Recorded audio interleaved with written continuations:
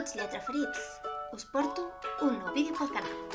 Avui parlarem d'una obra que ha tingut una gran repercussió.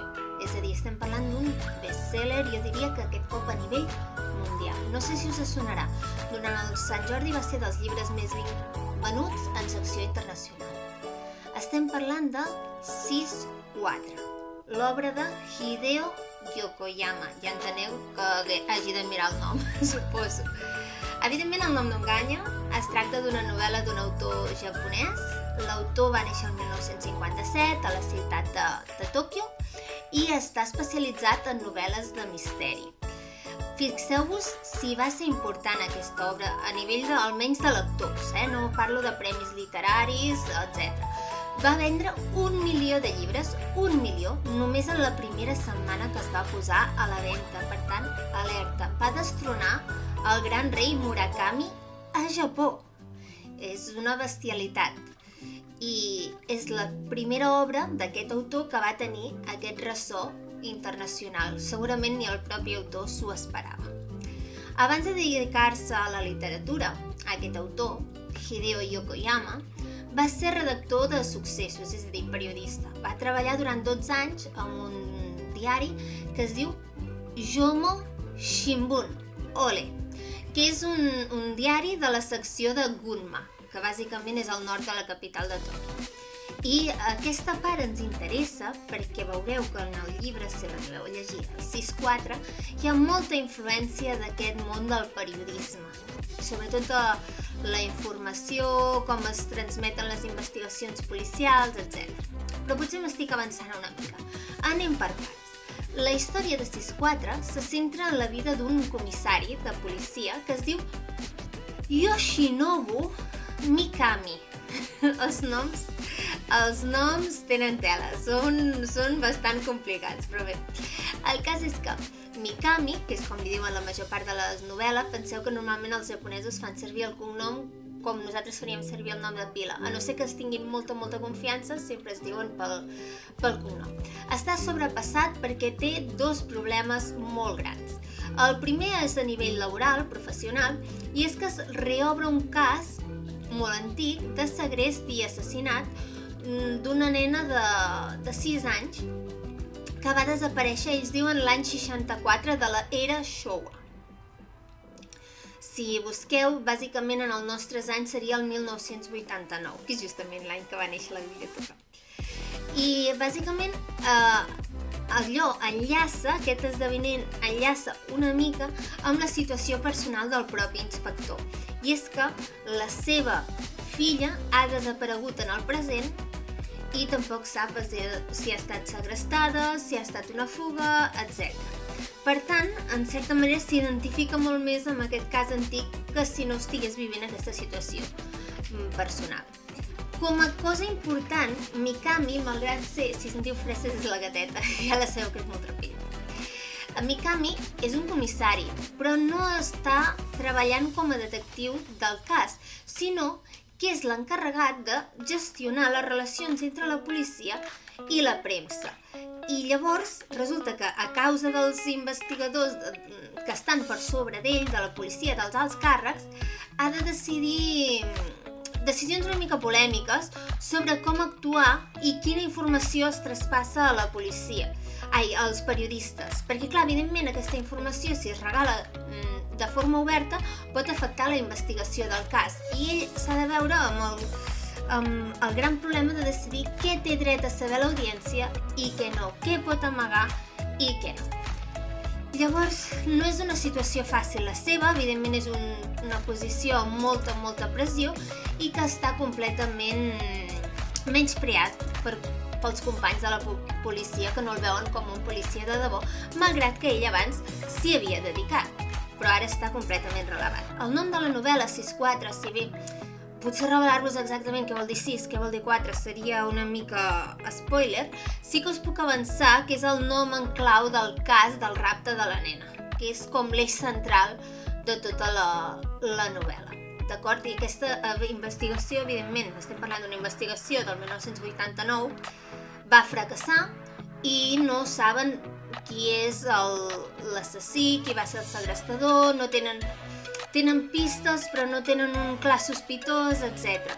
I tot això en el present està afectant encara a la repercussió a la reputació del cos policial. Per tant, els interessa molt avançar en la resolució d'aquest cas, per poder reconsiderar la policia més ben vista.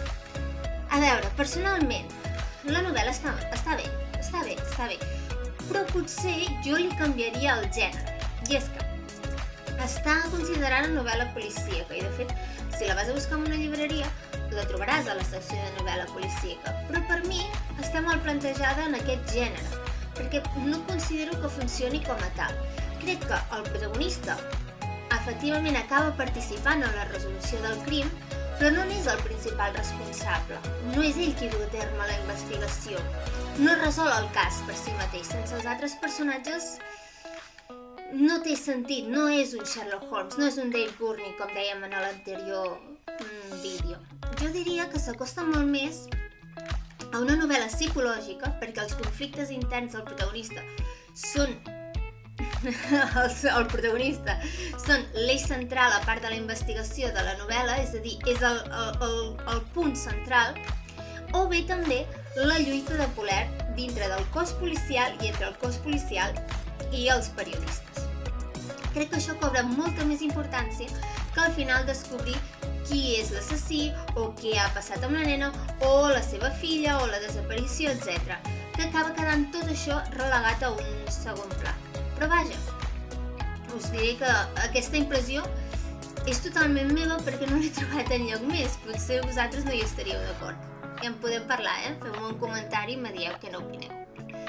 Començaré pels punts febles, perquè evidentment, potser perquè vaig començar una mica amb una perspectiva equivocada respecte a aquesta novel·la, no em va acabar de convèncer, no em va acabar d'agradar. Després, pensant-hi, hi he anat valorant coses positives, però en el primer moment en què la vaig llegir he de reconèixer que em va decebre.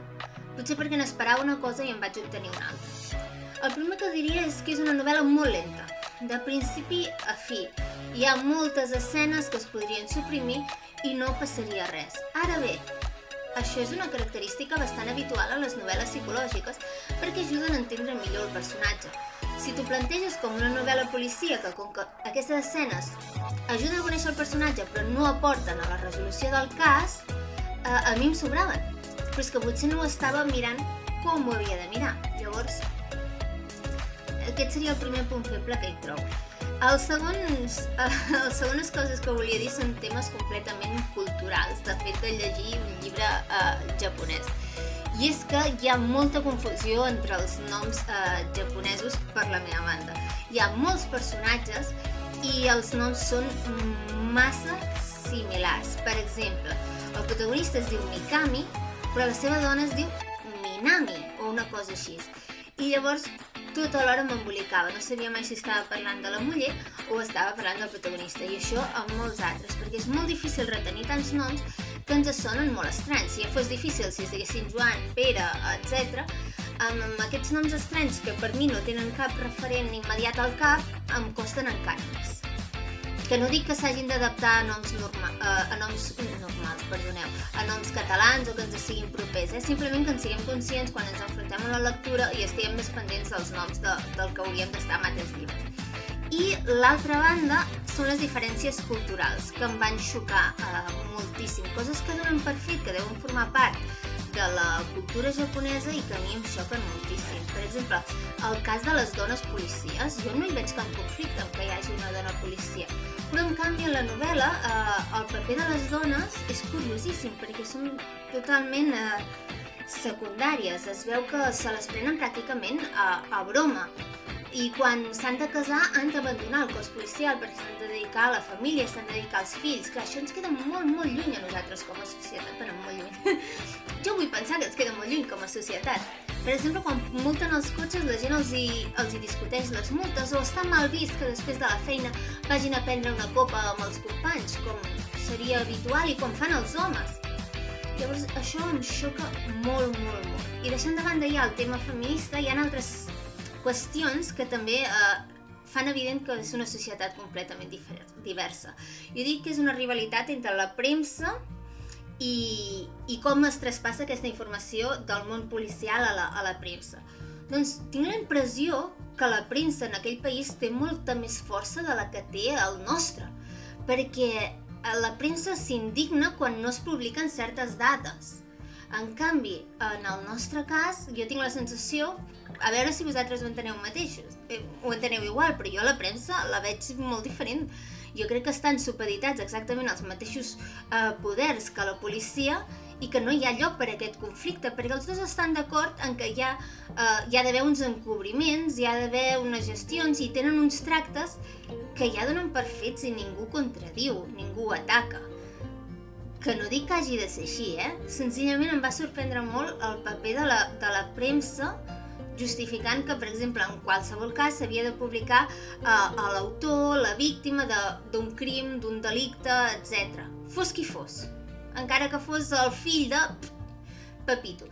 I això a la nostra premsa a mi em sembla que no es dona tant al cas. No es dona tant al cas. A veure què n'opineu vosaltres.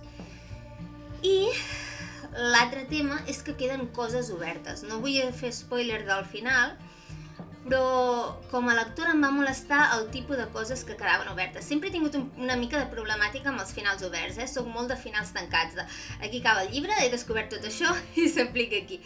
Però bueno, hi ha gent en canvi que eleva que això fos així, per tant. Els punts forts de la novel·la, d'altra banda, seria, d'una banda, el conflicte personal del protagonista, que al principi se't fa una mica estrany, però a mesura que avances l'entens perfectament, entens que és un home que està sota una pressió increïble, que ha donat un tom a la seva vida de passar d'un món d'acció on estava implicat al primer pla de tots els delictes, de segrest, de crims, etc. I ara de cop volta es veu relegat al món administratiu i creu que no ho farà prou bé i no acaba de trobar el seu espai, que té tota la culpabilitat per no haver resolt el cas, per el que ha passat amb la seva filla, etc. Tot aquest tema està molt ben tractat, molt. Per això dic que quasi bé és potser més una novel·la psicològica que policíaca.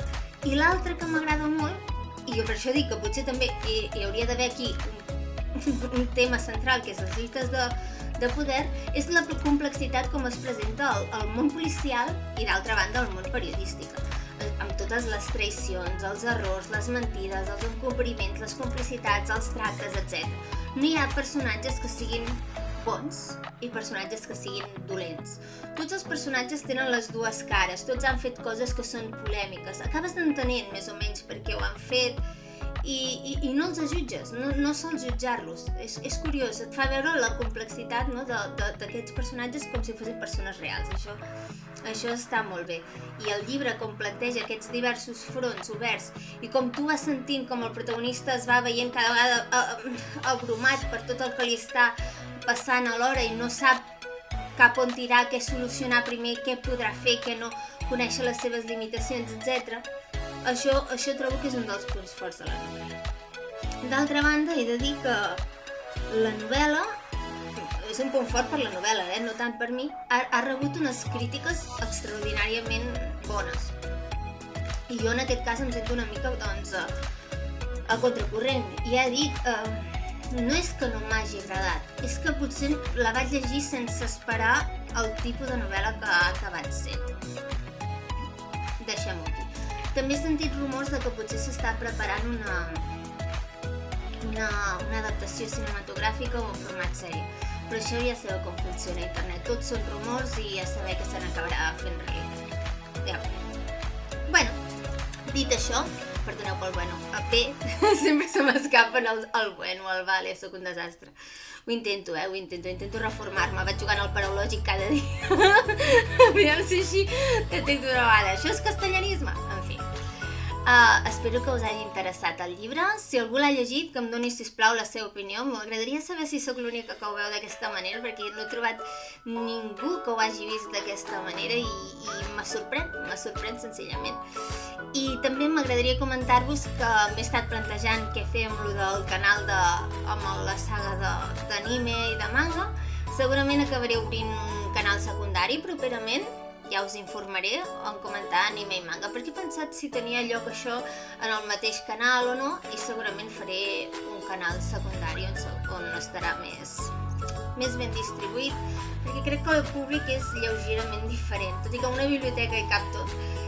No crec que estigui dirigit al mateix públic, l'anime i el manga, que la resta de llibres, en fi. Bé, espero que us hagi agradat molt. Sabeu que me podeu seguir a Twitter, sabeu que me podeu seguir a Instagram, que intento estar cada vegada una mica més activa, que l'embaràs em deixa fer el que em deixa fer, però que intentaré altre cop reprendre una mica la regularitat de lectures, que us les porto molt endarrerides. Per cert, he caigut a la roda del temps, ja en parlarem, i que us vagi tot molt bé. I, bueno, aquí teniu la Yuki, que també us està dient adeu. Yuki, què és adeu? Miau! I, en fi, com sempre, llegiu molt.